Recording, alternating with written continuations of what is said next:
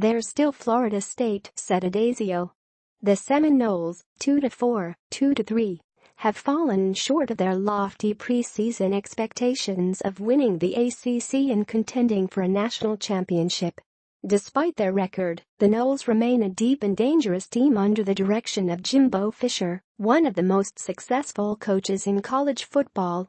Addazio studied the game films on Sunday and saw that the wounded Seminoles are capable of inflicting serious damage on an unprepared or overconfident opponent.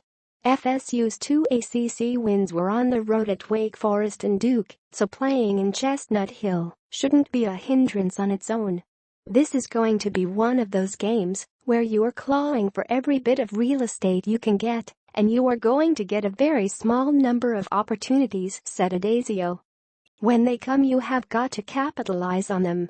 It is going to be one of those kinds of games. Everybody has to prepare for that mindset. When you play against that level of talent on the defensive side of the ball, you've got to grind, you've got to be patient, and you've got to capitalize." FSU's season took a drastic turn when quarterback DeAndre Francois suffered a season-ending knee injury in the fourth quarter of a 24-7 loss to number 1 Alabama in the opener.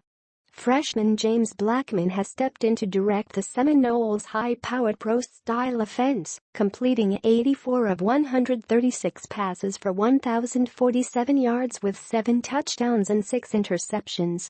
He has played under duress all season and took a pounding in last Saturday's 31-28 home loss to Louisville. Blackman's development has been facilitated by a strong offensive line, tailbacks Cam Akers and Jacques Patrick, physical wide receivers Auden Tate and Niquin Murray, and reliable tight end Ryan Rizzo. "When you lose your starting quarterback and you put in a freshman quarterback in the game, there's a transition period with that," said Addazio. "They had a guy, Francois, that played as a freshman a year ago who was a freaky talent, and all of a sudden, bam! Now they are trying to develop another young guy, and all of a sudden they start emerging. But the surrounding talent is really good." The Eagles are playing their best football of the season and return home after consecutive ACC road wins at Louisville and Virginia. The Eagles generated over 500 yards of total offense and scored at least 40 points in both wins using diverse means. BC used its power run game, spearheaded by freshman tailback A.J. Dillon, to overwhelm the Louisville defense with 364 rushing yards on 59 attempts. Dillon accounted for 272 yards on 39 carries with 4 touchdowns. The Eagles clipped Hoover with an efficient pass attack.